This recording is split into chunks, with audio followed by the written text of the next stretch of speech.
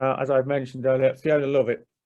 I've known Fiona for a very long time, and it says here in her bio she's passionate for the veterinary involvement in UK sheep farms. I could certainly attest to that with my knowledge and understanding working with her. She runs her own consultancy business with vets, farmers, processors, retailers and pharmaceutical companies. She's also a very clever person who's a clinical associate professor at the University of Nottingham, has been a past president of the Sheep Veterinary Society and currently chairs the Sheep Antibiotic Guardian Group. And she is the farm lead for the Farm Vet Champions. So she has an incredible knowledge and depth of understanding the subject, and I'm sure we'll all listen to her intently this evening.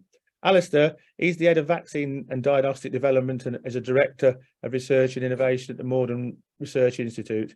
His main areas are anti-parasitic vaccines and they're used in underpinning animal health and welfare. He has a long understanding in his 30-year career working research and development, academia, industry and government funded organisations in the UK and internationally, and has a tremendous depth of knowledge and experience. So I'm sure we've really got two fantastic speakers, and hopefully we'll all learn something this evening. So if I now hand the floor over to Fiona, who will start with her presentation, please. Thanks very much, Charles. So I'm going to start talking about current vaccination of sheep flocks. And so I'm going to start with why should we vaccinate, then which vaccines do we think are important, and then what about the supply issues? Like any sheep farmers will know, we've had problems with supply of vaccines in the last few years, so I'm going to touch on that as well. So good sheep farming, it's about producing quality food products, managing the land sustainably and operating a viable business. And to do that, we need to have fit, healthy, robust flocks. So we don't want animals to get ill. So we know that if we've got sick sheep, we've got poor welfare, it always costs more to have disease than it does to prevent it. And that's bad for mental health, apart from anything else, apart from keeping the business going. It costs us in terms of medicines. So when we're trying to be responsible about medicines, actually the most responsible thing we can do is stop animals becoming ill in the first place. And we know there's an environmental impact. So a sick animal is going to be around for longer, it's going to eat more, it's going to take more fuel, more time, it's costing us more from an environmental point of view as well. So for all those reasons, whatever we do, we want to avoid animals getting ill. If I just go back to, and I think all those are very important, but if I just go back to the finances and look at flock profitability, we absolutely know, and more so with the climate changing as it is, the climate for sheep farming in this country, we must minimise our costs. So we have to be efficient in whatever way, and we must maximise outputs from the flock. So that doesn't necessarily mean maximum numbers of lambs, it means optimum numbers of lambs for the land. To maximise our output of lambs, it is absolutely true that every lamb counts. We need a lot of lambs born. We need the lambs, excuse the cat, we need the lambs to be growing well. And for that, we need the ewes to be healthy. So the key thing for how well a lamb grows is the milk it's had off its mother. It's how well its mother's looked after it, certainly for that first 6 weeks. And that will determine that lamb's growth on from that. So we need ewes to be in good health, we need lambs to be thriving, and then obviously sell them at the right time. So to keep that flock healthy, anything that could jeopardise the health and productivity of the ewes or lambs or cause unnecessary losses is an issue. So that's output, but still looking at spend and costs and finances, there's bad health costs, disease, loss of production, poor performance, and there's good health costs. So good health costs is when you're wisely investing, and that's preventative measures, it's flock health planning, it's ensuring that your flock is well protected, and that's vaccination. So I'd always put vaccination into good costs, and I'd put any treatment of sick animals into bad health costs. So the mantra we use, and we use it within the Farm Vet Champions right through the whole course, is plan, prevent, protect. So plan ahead in whatever way you can, prevent incoming disease, and that could be through hygiene, it could be through good shelter. It's all the different ways to prevent disease coming into the flock and then protect the animals. And in terms of neonates, that's colostrum, but in terms of the adult flock, that's vaccination. And I don't know whether you will have seen this, hopefully you have. This the NOAA vaccination guidelines have been out for, I think it's coming up for a year now. And there's a section on dairy, a section on beef, and I wrote the section on sheep. And I think the top left-hand corner of this slide, I think this is really important. We've changed the rhetoric around vaccination, and we've said a category 1 vaccine is a highest priority vaccine. It's considered important in every flock and herd. Now, that does not mean I think every single flock I work with should always vaccinate everything against clostridials, foot rot, toxo, EAE, and pasteurellosis. But I do think I need to have had that conversation with the farmers I work with. So it doesn't mean definitely use them. It does mean have the conversation with your vet and discuss it, and discuss whether it's not appropriate to use that vaccine in that category of animal. But other than that, and if you're not having a sensible conversation about it, you should be using all of the category 1 vaccinations as a default. So let's go into the detail, and I'm going to put the clostridials and pasteurellosis together because of the way we often vaccinate them. So we know clostridial organisms are ubiquitous, and that means they're in soil. If you've got a farm with soil, you've got potential for clostridial disease. And we also know Pasteurella is common. It lives on healthy sheep's tonsils. Either of these diseases, and quite often the post-mortem is, we're often differentiating between, for example, a systemic pasteurellosis and or a clostridial. They both cause sudden death. We don't often get much chance. We're usually diagnosing these on a post-mortem. So prevention is essential. There is not time to treat most of the time. And you can see from this, this is the VIDA data from 2012 to 2021. So basically 9 years. Apart from PGE worms and fluke, pasteurellosis is right up there. Pulpy kidney, clostridial disease is right up there, and systemic pasteurellosis is up there. So they're common causes of death in sheep in the UK. So what do we know about vaccination? So you know the 7-in-1s, the 8-in-1s, the 10-in-1s, combinations of Pasteurella, combinations of clostridials in the vaccine, and then you may or may not have a Pasteurella aspect in there as well. Ewes need a primary course, and we always give the pre-lambing booster so that the lambs can pick up passive immunity from the mothers. That will last for about a month or so, probably a bit less for pasteurellosis, probably a bit more for clostridials. Don't forget to vaccinate the rams. It's incredible how often I speak to farmers and actually the rams have got missed. It's really important to vaccinate them. They don't need the 7-in-1. They're not themselves feeding lambs, but they definitely need a 4-in-1. They need a primary course, and a primary course is generally 2 doses 4 to 6 weeks apart, and they need the annual boosters. And then for the lambs, as I've said, they've had protection from their mother, assuming the mother's vaccinated. And then if it's a finishing lamb or a store lamb, they need a 4-in-1, as for example, an Ovivac. If they're going into breeding stock, as in a breeding ewe, then they need a 7, 8 or a 10-in-1. So a Heptavac or a Covexin, Bravoxin, one with more clostridials in, because they need to give that passive immunity to their lambs. And then you need to consider pasteurellosis protection. And I'd say most crucially, if you've got lambs that you're keeping through the autumn, that's when we see the most issues with pasteurellosis.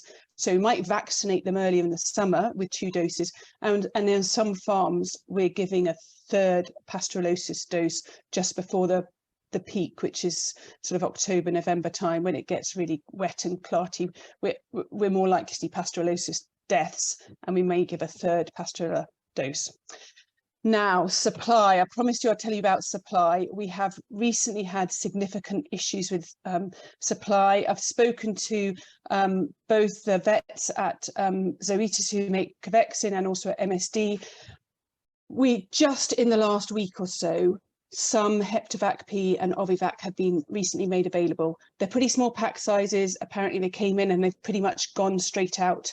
There are the availability at the moment, but it's quite limited, and as soon as product comes in, it goes out very quickly. So they say the supply of Heptavac and Ovivac is going to be bumpy for the next year. That there is enough, but because of the way in the same sort of lure way, when you haven't got much there, it doesn't always, we don't always have the right vaccine in the right place at the right time, as it were, in the country. So there may still be challenges. Bravoxin and Convexin, the two 10-in-1s, are very limited. So probably not till right at the end of the year, and maybe not until next year that we'll be able to get hold of a 10-in-1. So if you've got problems in that you cannot get decent one of the either the 7-in-1 or the 10-in-1s, speak with your vet. You do not want your flock to be compromised. The companies are allocating the vaccine that is available depending on previous demand. They're being as fair as they can be. It may be that there is just, you need a 10-in-1 and no one can get hold of it until the end of the year, and your vet is able to apply for a import license for a European vaccine. So it's a special import license. It's pretty quick getting import licenses usually, and we know that the companies that sell medicines have this vaccine available. There's 10-in-1. It's just made by a different company. We don't use it in the UK usually. It's not authorized in this country. It's authorized in, I think it's Spanish, but your vet will be able to get hold of that for you if you need it and you can't get a hold of something. So that's what I'm saying about supply for those, and that's up to date. That was just at the end of last week. The companies told me the situation. So I'm now going to talk about lambing time. Lambing is like fading into memory, but it's going to come around next year soon enough. I'm going to start about talking about lambing losses. The data, and it's slightly embarrassing to be still showing this graph, which is from 2010, but it's quite nice because it's quite, basically about half the lambs we lose are in the first 2 days of life. About a third of the lambs are lost, but the losses happen from scanning to lambing time, and those are pretty much abortions. So 30% of the losses of lambs occur from scanning to birth. And of those, we know about half of them are due to chlamydia abortus, enzootic abortion of ewes, and it's always the leading cause of abortion in the UK. And about a quarter of them, depending on the year, are due to toxoplasmosis. And those are the 2 diseases that we've got vaccines authorised in the UK. Some vets will manage to import chlamydia. Some vets will be able to import a Campylobacter vaccine, but I'm not talking about that because it's not authorised in the UK, whereas the EAE and the Toxa vaccines are. Each one pretty much preventable with a single vaccination, and although there are certain circumstances where you may want to vaccinate again after 2 or 3 years, in most flocks and in pretty much in most circumstances, I would be vaccinating as my replacements if they came into the flock, and I very rarely advise giving another vaccine later on once I've done the replacements continually through the flock. So we know each year the replacements coming in, they're vaccinated. We know we've got 3.5 million replacement ewes entering our national flock each year. There's only 1 million doses of enzootic abortion vaccine sold. So we know there are a lot of replacement ewes that are not vaccinated. Just looking at enzootic abortion in a little more detail, and I'll look at it as plan, prevent, protect. The most important thing, probably in terms of this webinar and talking about vaccination, is that enzootic abortion vaccine I would recommend it for all flocks that either purchase replacements. You can't tell those replacement ewes you buy in. There is no way of telling what their enzootic status is. And we don't know that they're not programmed to abort as soon as they arrive in your flock. So if you're buying in replacement ewes, and I would recommend you vaccinate against enzootic. Equally, if you've got sheep neighbours and you've got other people lambing within a sort of fox's distance from you, and a placenta can get picked up from somebody and dragged into where your ewes are lambing, you're at quite high potential risk of enzootic. In both those situations, I would say enzootic should be vaccinated against. We have a few very high health status flocks.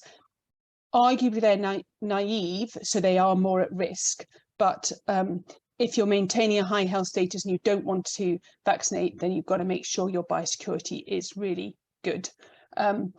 But vaccination has really revolutionized how we think of enzootic abortion. So whereas in the old days, a lot of antibiotics went into pregnant ewes, and which was not helpful for a number of reasons, and it's fantastic that we're able to vaccinate against enzootic abortion. So that's the key thing I would recommend. I'm sorry, there's a lot on this slide to read in a time of the webinar, but that's probably the most important thing. And I would say enzootic abortion in those two circumstances: if you're at all buying in ewes or you have sheep neighbours, definitely vaccinate. And anyway, speak with your vet about it.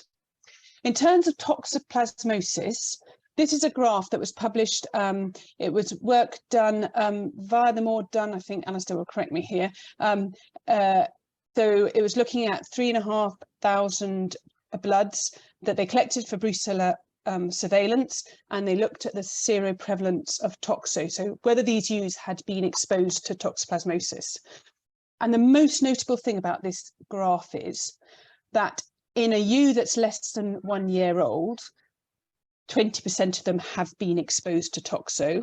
And by the time those ewes are 2 years old, 64% of them have been exposed to toxo. If you think about ewes entering the flock, a ewe lamb or a shearling, they're pregnant for 5 months of that year, and there's a lot of exposure to toxo. So this is a spread of sheep right across the country. I think there is a very high chance you get exposed to toxo very early on in your life. And I suggest this is a very compelling argument to suggest that you should toxo vaccinate ewes before you go breeding, before they're bred from, because you don't want that risk of them being exposed to toxo in their first pregnancy, because they will lose that pregnancy. They'll abort because of it. And so for this reason, I would count both Toxoplasma and enzootic as category 1. Absolutely, I would like to vaccinate as ewes that come into the flock. In terms of supply of abortion vaccines are always notorious. They have a very short shelf life on them. You know, you have to phone the vet within the week that you need to use the vaccine, particularly for toxo. And we know we often have failures. We get to the point of tupping and then suddenly there isn't vaccine available. We don't want to be in that situation again this year. We don't know we're going to be in that situation, and currently things are looking good apparently, but certainly it was a month ago, it was early April, that one of the companies said, actually, we know we're going to have trouble closer to tupping, and they suggested people vaccinate for enzootic as soon as possible, and don't leave it to the last minute. So SEVA put out that back in the beginning of April, and then since then we think we're going to have enough enzootic and toxo vaccines to last this year, but we don't know, and we don't know we're not going to get a failure or some problem down the line. So I would suggest plan ahead. Make sure you vaccinate at the first stage, don't leave it to the last minute, because if you leave it to the last minute and you can't get the vaccine, then you're in trouble. And it happens so often that we're in a situation. Just bear in mind, if you didn't get Toxovax last year, which a number of people missed out last year because we had problems with the vaccine. Don't forget, you might have ewes that came into the flock last year and missed vaccinating, and you may well need 2 doses. And we do know there is enough supply for people to vaccinate 2 years worth of sheep this year as they come into the flock. So that's something you definitely need to talk with your vet about. So we have tried to put stuff out in the press about abortion vaccine, but the situation is not as is currently looking good. Let's leave it like that. So the last category 1 vaccination that I'm going to talk about is foot rot vaccine. Why are we vaccinating against foot rot? We know that lameness costs us. In fact, it's really painful. So it's costing the flock in terms of treatment, in terms of infection of other ewes, in terms of control costs, and most especially because of the production losses in those farms. So we know a ewe that is lame is not as fit, not as likely to get in lamb. So there's fewer lambs. She's stressed. She's producing less milk. Her colostrum's less good quality. Her lambs are going to grow less well, and but you know, she's also more likely to die because she's lame, so she's lying around and getting mastitis, or pre-lambing, she's getting twin lamb. There's loads of reasons we don't want lameness in our flocks. So what's responsible with respect to lameness control? So we do know, and we say it again and again, it is totally appropriate to treat a clinically lame sheep. If a sheep has got foot rot or CODD, you should be treating them with an antibiotic, an injectable antibiotic, as soon as you see them lame. That is responsible. But we also know that lameness accounts for most of the antibiotics we use, and it's really important that we prevent sheep becoming lame in the first place if we possibly can. And to prevent them becoming lame, plan ahead, use a 5-point plan, prevent lameness spreading, and protect the flock. And there are a couple of ways you can protect the flock. One is through breeding, improving genetic resilience. That's quite a long-term thing. Another way of protecting the flock is to vaccinate. Only 16% of eligible animals are given the foot rot vaccine. There is large scope for unvaccinated sheep. Now, maybe those unvaccinated sheep are in flocks where they don't see lameness, but I see more lameness than I think we could use the vaccine more effectively. The vaccine, it's not a brilliant vaccine. It's very effective. It's the best we've got, and I've seen, well, these are all quotes of that I took myself. I wish I'd had my phone to video people. Farmers who would not do without foot vax because they've seen the difference it's made. They've been, you know, it's lameness is another mental health issue, trying to deal with lame sheep, and actually foot vax has made a big difference. It's difficult to show with the data. We know that there's only foot rot in the vaccine. It doesn't directly protect against CODD, but because we often see foot rot and CODD together, we can vaccinate against foot rot, and we do see some effect because those animals are less likely to get CODD, but it does not protect against CODD. It only protects against foot rot. And it's not perfect, and you have to be really, really careful using it. You have to inject in the side of the neck subcutaneously, extremely carefully. You do get nasty lumps, there's, you know, but it's still does make a massive difference on a lot of farms.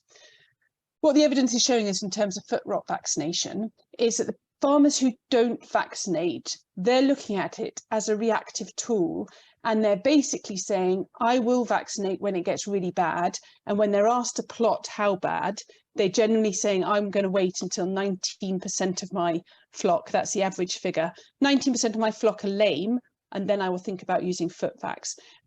I would be horrified if I waited till that's 1 in 5 sheep are lame. Actually, the foot vax has got to be really amazing to get on top of that. So we know that farmers who've only used it for a year or two, some of those are still at high levels of lameness, and we can't show the benefit of the vaccine. People have only just started using it. once we've had a farm that's been using it for more than 5 years, we absolutely know we consistently have lower levels of lameness. So the take-home message is it's a long-term prevention measure.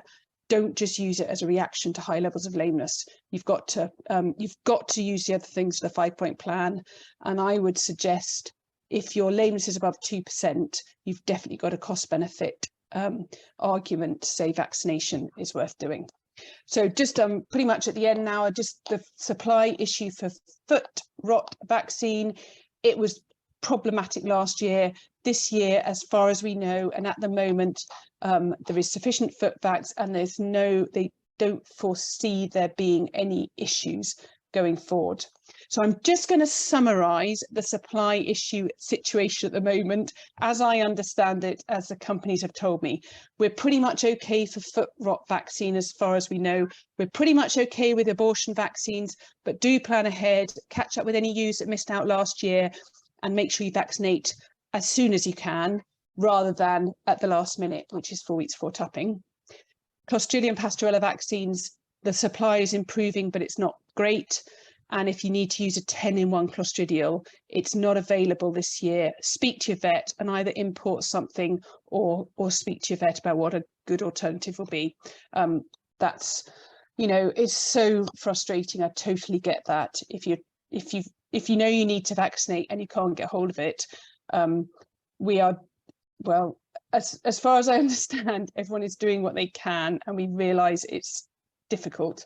But yeah, speak to your vet. And so that's my last slide, Charles. I'm just going to leave that just to remind people about the NOAA vaccination guidelines, and absolutely everything I've said is in those guidelines. And if you go to www.noaalvg.co.uk, you can not only access the sheep details, but you could access the beef and dairy as well. And it's got a summary and a bit more detail. So I'll stop talking. Okay, thank you very much, Fiona. A really in-depth look of what's available at the minute, and giving everybody a really good grounding. So now I'd like to move on to Alasdair, who's going to talk about some of his work and research, and hopefully what the future holds, and all these vaccines that they're going to be able to deliver for us in the industry to make life a lot better for us all and easier. So Alasdair, over to you, please. Thanks very much, Charles. So yeah, that was a fantastic summary from Fiona about what's currently available, what people can be using. I'm just going to give a quick update on what we've been doing at Moredun to develop new vaccines for sheep, and give some idea, I guess, of the timelines behind those vaccines. So this slide just sort of summarises, I guess, the top 5 issues that vex sheep farmers most in terms of infectious disease. And these data are taken from a survey that was done and published by ADAS back in 2013. So obviously 10 years ago, but really the situation hasn't changed massively in that time. And obviously these diseases will change depending on what farm, what geography, etc. But in general, these are the kinds of diseases that we see popping up time and time again that are, I guess, the most important in terms of both health and welfare for sheep farmers. There's also some indication there of the cost benefit of disease prevention, and it's exactly as Fiona was saying, that vaccines are really about prevention and to save people from having to spend huge amounts of money in addressing disease once it happens. So looking at those 5 diseases, top 2 there, lameness and abortion. As Fiona has just described, there are really good vaccines available, to address all aspects of both lameness and abortion. The 3 remaining ones are obviously diseases caused by parasites. So sheep scab caused by sheep scab mite, gastrointestinal nematodes or worms, and liver fluke. And obviously for those diseases there are current treatments available. There are dips, injectables, and drenches, but we are seeing resistance developing against those treatments, and on the premise that prevention is better than cure, this is really driving our vaccine development programs. So I'm going to talk tonight about vaccines for sheep scab and also for gastrointestinal nematodes. I'm not going to talk about vaccines for liver fluke because we're not working on that at Moredun, but there is some excellent work being done at the University of Liverpool and also in Ireland trying to develop vaccines against liver fluke. So I'm going to stick to sheep scab and gastrointestinal nematodes. And the first one that I'm going to talk about is a gastrointestinal nematode vaccine, and this is actually one that we have already developed and taken through to commercialisation at Moredun. So at this moment, I need to declare a conflict of interest, or at least an interest, because we have developed a vaccine against the Haemoccus contortus, the Barber's poleworm. It's manufactured and marketed by a spin-out company from Moredun called WormVax Australia. And for the last 3 years, I've been the Chief Scientific Officer and also on the Board of Directors of WormVax Australia. So that's my interest in this declared. But I'll go and just tell you a little bit more about this vaccine. So Haemoccus contortus, obviously Barber's poleworm. Generally, we think of that as being a big problem in the warmer and wetter parts of the world, so tropical and subtropical regions, so Australia, South Africa. But we are seeing more and more of it in the UK. It's a particularly nasty worm living in the stomach or the abomasum, and drinking blood from holes that it bites in the wall of the abomasum, and it's a pretty messy feeder. So. Acute disease can be fatal, particularly in lambs with very high burdens of haemoccus. They lose a lot of blood. It's also extremely fecund, so the fecal egg counts in lambs with haemoccus tend to be sort of between 2,000 and 20,000 eggs per gram, so that makes it really difficult to control. And in some places, anthelmintic resistance is widespread. So, for example, in the eastern coast of Australia, anthelmintic resistance is really bad there, and also in South Africa. Not so much in the UK yet. Generally, haemoccus can still be controlled using anthelmintics in the UK, and I'll come back to that. So this is a vaccine that's taken about 25 years to develop. It was developed by colleagues of mine at Moredun, David Smith and George Newlands, pictured here, and then commercialised with the help of the Department of Agriculture and Food in Western Australia, particularly with Brown Bézier, also pictured here. And as I say, we've developed this vaccine over about 25 years. It's a vaccine that works pretty well, and it works on the premise, works on the basis of producing high antibody levels in the blood of vaccinated lambs. Many vaccines work in exactly that way, and there's just a couple of graphs here. The top one is antibody levels after 2 doses of the vaccine. So the top line there with the pink boxes is the antibody level after 2 doses of the vaccine, 28 days apart. And then you can barely see just on the bottom line there is control animals that haven't been given the vaccine, so they don't contain any antibodies against haemoccus. And then the bottom graph is what happens to those lambs when you challenge them with haemoccus parasites. And then you start doing fecal egg counts on the lambs. So the top line is the fecal egg count in control unvaccinated lambs, and the bottom line in vaccinated lambs. So there's a pretty good reduction in fecal egg count. That's associated with a reduction in the number of worms, but also a reduction in the fecundity of the worms in the vaccinated lambs. And then generally we see upwards of 80% reductions in fecal egg count in vaccinated lambs. So we were granted a good manufacturing GMP license for Barbervax, which is the vaccine name for the haemoccus vaccine in Australia. We were granted that license in 2010, and we've been manufacturing it and selling it in Australia since then. I would say this is a really useful vaccine, but it's not a perfect vaccine by any means. It has certain drawbacks.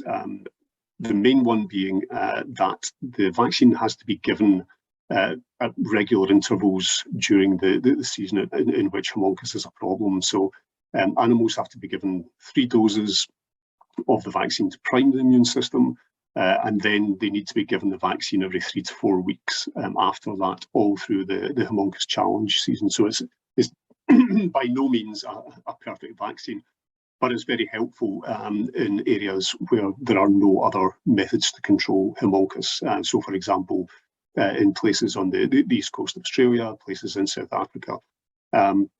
So yeah, pretty useful. As I say, manufactured in Australia. We've been selling it in Australia as Barbavax for a number of years now, and it sells pretty well. We sold 6 million doses last year. We'll probably sell 8 million doses next year.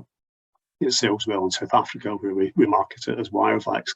It is available in the UK under a special treatment certificate and a veterinary prescription. But as I say, the sort of health check on that is if you have Haemonchus in your flock and you can still control Haemonchus using anthelmintics, then Barbavax probably isn't the product for you. It has the drawbacks that I've described. So just moving on from vaccines to control things in the tropics and the subtropics, a little bit closer to home. Myself and my colleague Tom McNeely have been developing a vaccine to try to control gastrointestinal nematodes in temperate regions. So in particular, we're looking at Teledossagia circumcincta.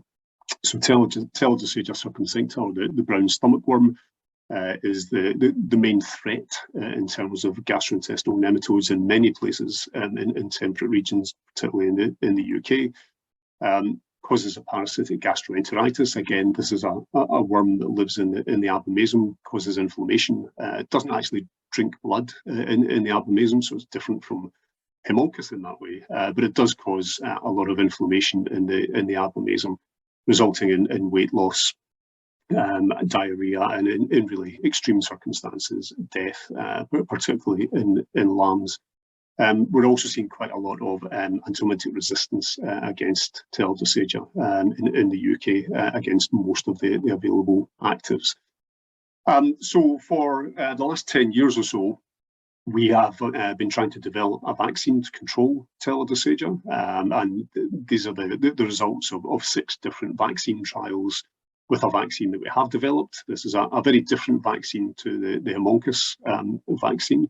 It's one that we produce synthetically, and generally it's pretty good. So if we give lambs 3 doses of the vaccine and then start to challenge them with the worms and do fecal egg counts for a period thereafter, what you can see on these 6 graphs is the top line is the fecal egg count of control unvaccinated lambs, and the blue line is the fecal egg count of lambs that have been given this prototype vaccine. Overall, the picture's pretty good in that the red line tends to be above the blue line. But what you can see from these graphs is that actually it's very variable. The effect of the vaccine is very variable between trials, but also between lambs. And that's something that we're currently trying to iron out before we're able to take this vaccine towards commercialisation. The variability is still too high. The complexity of the vaccine in terms of the number of components in the vaccine is too high. But we've just received a 5-year funding package to try to develop this vaccine towards something that's commercialisable. So that's going to keep us busy for the next 5 years. So just really to conclude about worm vaccines, Haemonchus control by vaccination is a reality. We have a commercialised vaccine, imperfect though it is, for Haemonchus. For Teledossagia, I think we've definitely shown proof of principle that vaccination is a possibility to control Teledossagia. One of the limitations of any vaccine that we've developed so far is that it only protects against that species. So the Haemonchus vaccine only protects against Haemonchus, the Teledossagia vaccine only protects against Teledossagia, and of course, out in the field, lambs are exposed to a number of species, Nematodirus, Trichostrongylus, etc. So one of the challenges that we have and that we're addressing in this next year 5-year programme is to actually produce vaccines that cross-protect against multiple species of gastrointestinal nematode, and that's the sort of gold standard that we're aiming at. Okay, so that's all I'm going to say about vaccines against worms. I'm going to talk a little bit about our prototype sheep scab vaccine that we've been working on at Moredun for a number of years, and this is the work of a colleague, Stu Burgess. So sheep scab, as most of you know, is caused by the infestation of the skin with the sheep scab mite, which then causes a lesion, which develops into a scab on the skin. One of the things that's really encouraging in terms of trying to develop a vaccine is that we know that if sheep are infested with sheep scab mite and form a scab, and that scab grows and grows over time, and you treat the sheep to resolve that infestation, if that sheep then becomes reinfested with sheep scab mite, there is an immune response. And the lesion or the scab size is much reduced in those sheep in that secondary infection. So these are some data that was produced by John Huntley at Moredun a number of years ago. And the top line here, the red line, is the size of the scab on a sheep as it develops during a primary infection. If that sheep is then treated and reinfested, then what you see is what's represented by the blue line at the bottom there in terms of that scab size development is much reduced. So there's definitely an immune response there, and it's a protective immune response. So that demonstration of acquired immunity definitely offers us encouragement for control by vaccination. And again, this is a sort of long-term project. It's been running now for about 15 years to try to develop a synthetic vaccine for use against sheep scab. It's work that was originally funded by DEFRA, now funded by Scottish Government. But we have developed a prototype vaccine that when we give it to sheep and then challenge them with sheep scab mite, gives us highly significant reductions in both mite numbers and lesion size, so the size of the scab. So these data just demonstrate the size of the scab in these animals. Top line here is the control unvaccinated lambs. The bottom line is the size of the scab in the vaccinated lambs developing over a 6-week period. So again, a vaccine that doesn't completely protect against infestation, doesn't completely protect against the pathology, but one of the real important things is that by reducing that scab size by vaccination, that then has a huge impact on transmission of sheep scab mites from those vaccinated animals onto clean animals. So we see a greater than 80% reduction in transmission from vaccinated lambs onto clean lambs. And we're talking currently to a commercial company about trying to bring this vaccine to the market. And I just want to finish up by talking about a vaccine that probably best demonstrates our sort of relationship, I guess, with our stakeholders and our ability at Moredun to respond to stakeholder demands. So I'm going to talk a little bit about our development of a louping ill virus vaccine, and this is work that was performed by David Griffiths at Moredun. So, as many of you know, louping ill is a disease caused by a virus that's tick transmitted. Sheep and red grouse are highly susceptible, and the clinical signs of louping ill are pretty alarming.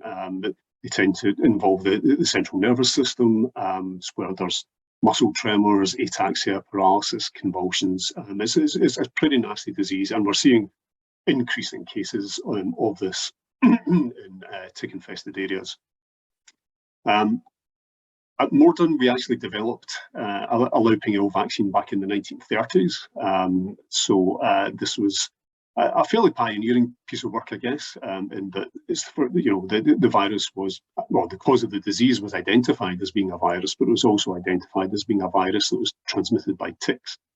And we produced a fairly crude vaccine, it's fair to say. Sheep were infected with the virus, and then we took the brains and the spleens from those sheep, mashed them up, extracted the virus, and inactivated it with formalin. And that was sold as a vaccine.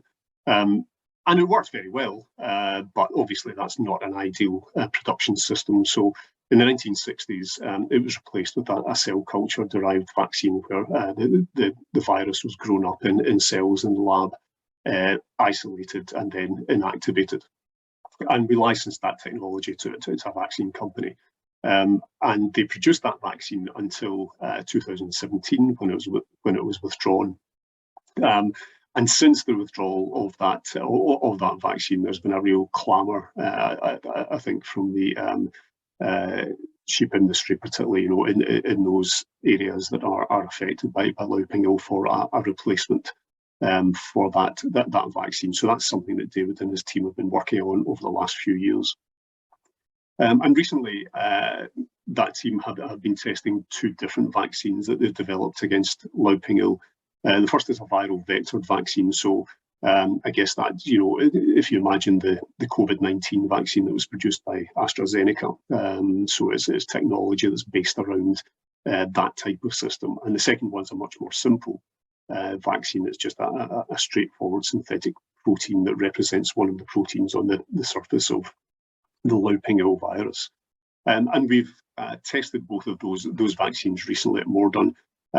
It's important to say, actually, that the low ping ill is a hazard group 3 pathogen, so it's actually a fairly nasty piece of work, and it's also zoonotic, so it can infect people.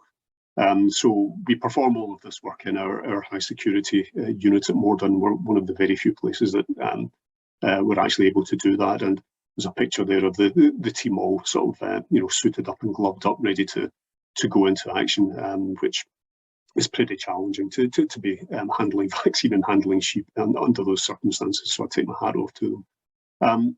So the long and the short of it is that actually both of those vaccines work very well against low ping ill.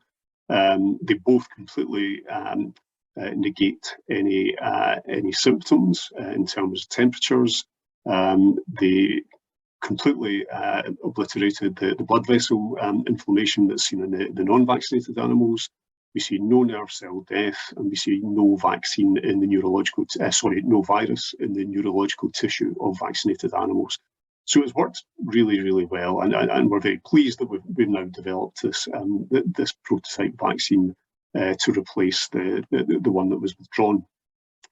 However, and I guess this is true for many of the vaccines that we work on, that's just the start of the process. So demonstrating at a research scale that we get protection is great, and we've done that, and we've done that with a number of vaccines. We then need to convince a company to license that technology from us, and that can be challenging with what I guess a lot of companies see are niche vaccines. So low ping ill, they're a very small market compared to a lot of other vaccines, sheep scab equally.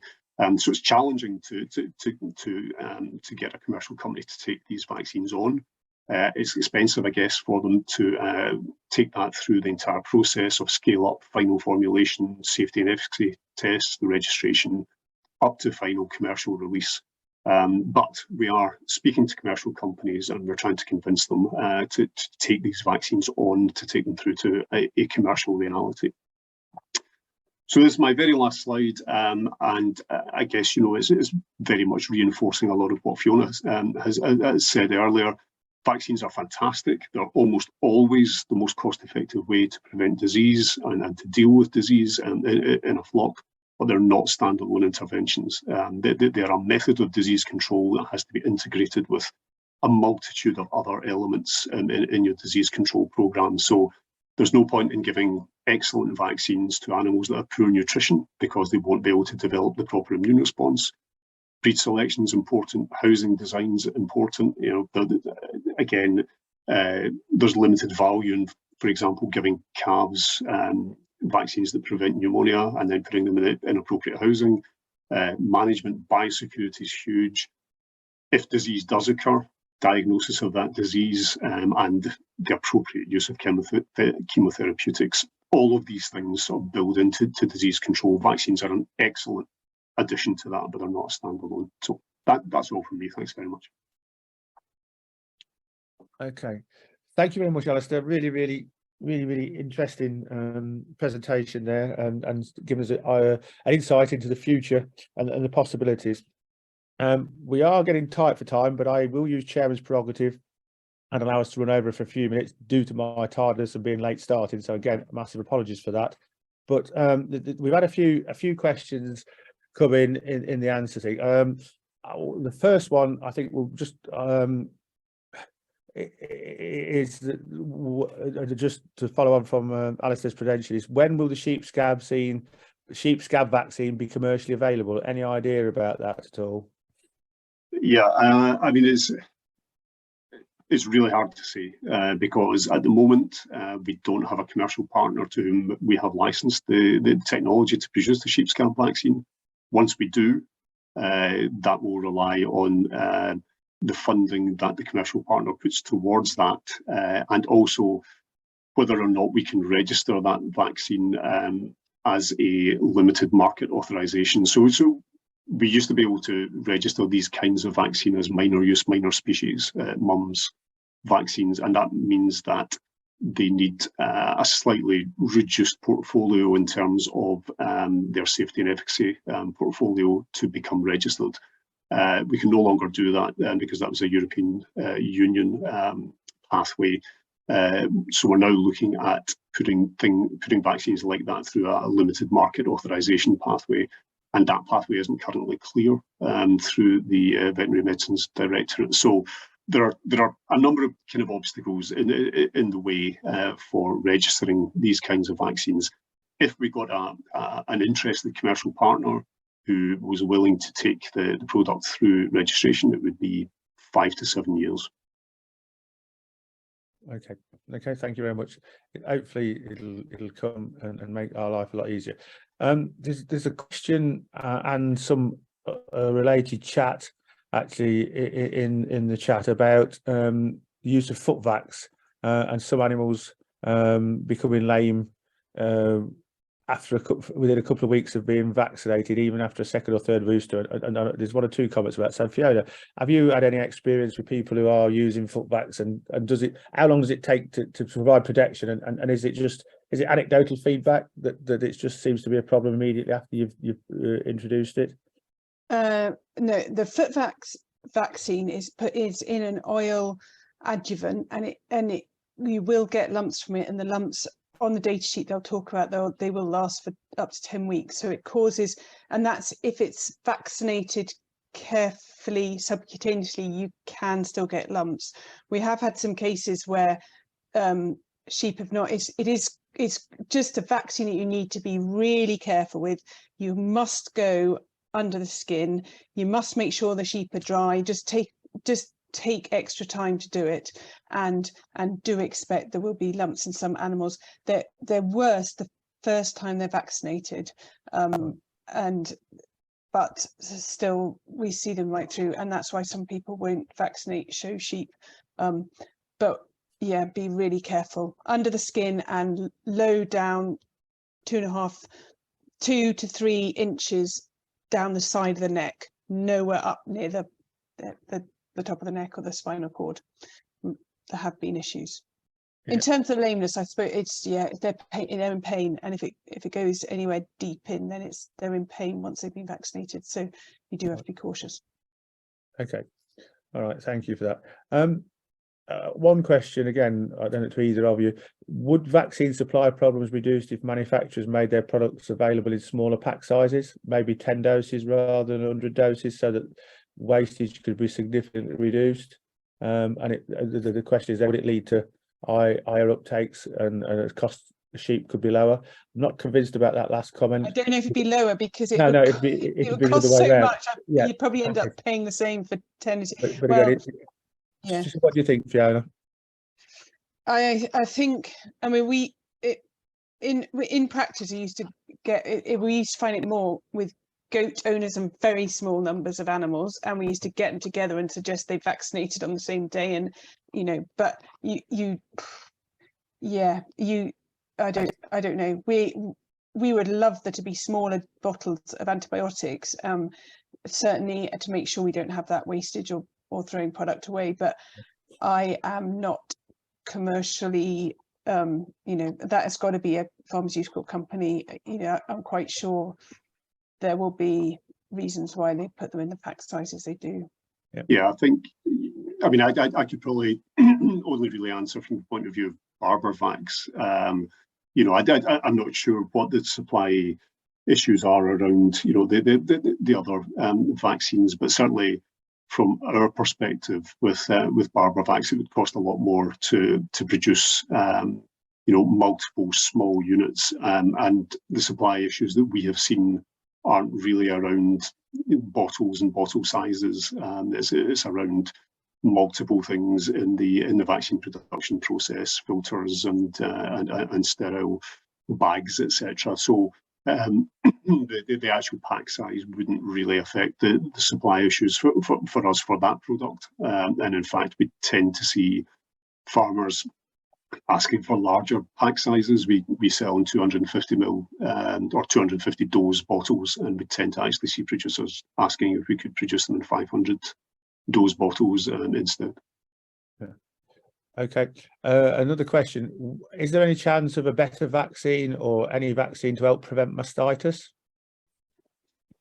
Yeah, that'd be a jackpot. We have a vaccine that does for Staph aureus mastitis. So I sometimes find it difficult to find for cost effective. The thing with mastitis is it can be quite sporadic, and you don't necessarily, but I know plenty of vets who will use it on farms. I would definitely like to make sure I got Staph aureus mastitis and not Pastorella one, which it won't make any odds for at all. Yeah, okay. That's something to work on, Alasdair, maybe. Yeah, I mean, there is research going on, and there is research going on at Moredun into anti-mastitis vaccines. As you say, the issue is multiple different species causing mastitis, and also the delivery of the vaccine. How do you actually promote that correct immune response in the udder? So.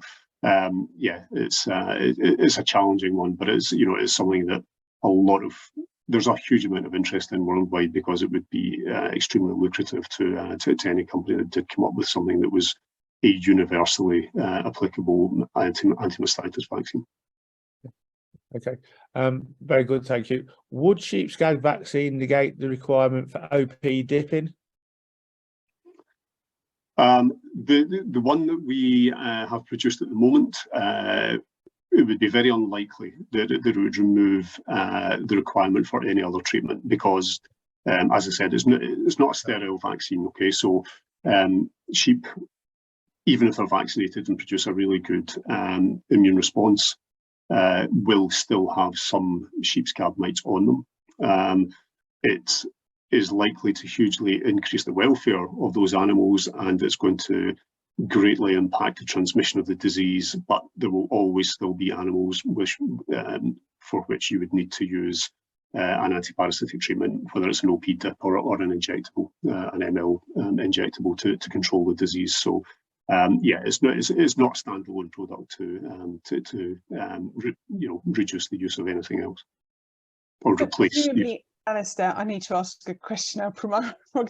If we move to the state we're using the sheep scab vaccine, would we have then very definitely said we're not eliminating sheep scab from farms, are we? We're definitely living with it at that stage, aren't we? I absolutely agree, Fiona. I think that that would have to be the trade-off there, is that you say, okay, we're not looking at an eradication campaign here. We're actually looking at living with the disease and staying on top of the welfare aspect of that disease. Okay, just pressing on. I've still got a few more questions, and I think we have got a bit of time. A very simple one, Fiona: can abortion and foot vaccines be given at the same time? And the answer is definitely no.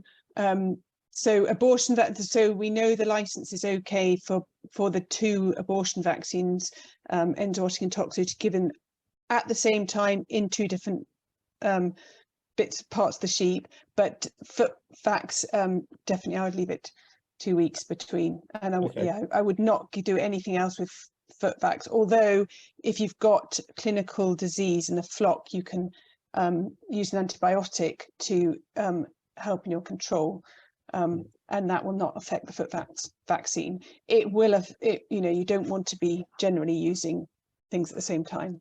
But okay, a quick one for Alasdair: what is the cost per dose of Barbavax? Do you know the UK equivalent or not? Well, it would.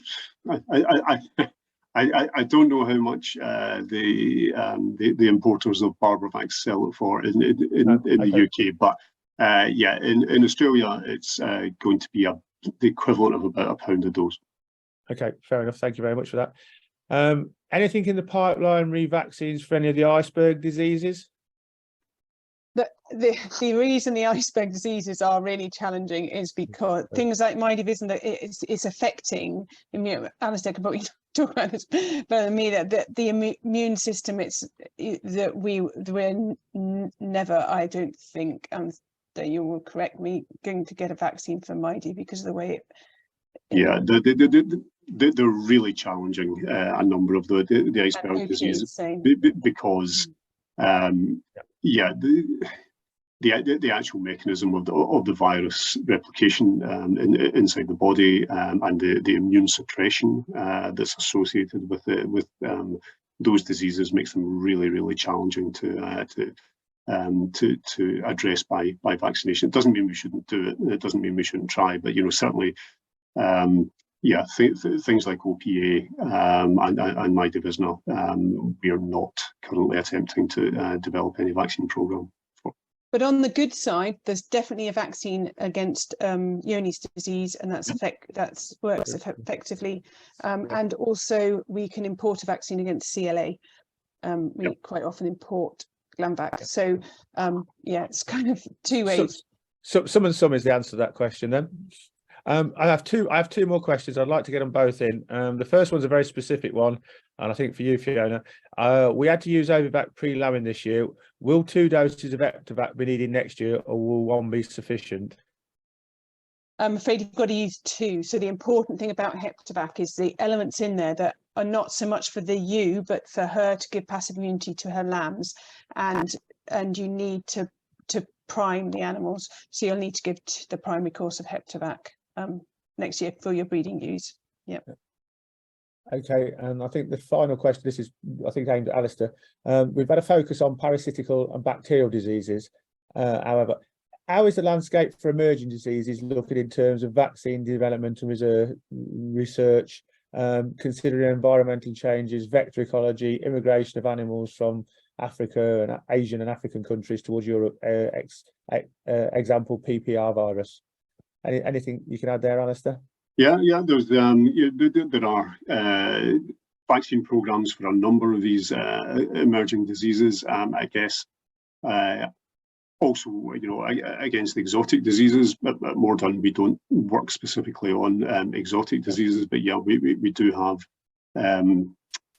vaccine programs for emerging diseases, and many of them will be viral diseases, and some of them will be vectored. But yeah, there's always something new popping up, and yeah, that keeps us on our toes. I guess a lot of the time we're still looking at endemic disease, and we're trying to really crack the difficult endemic diseases with vaccines.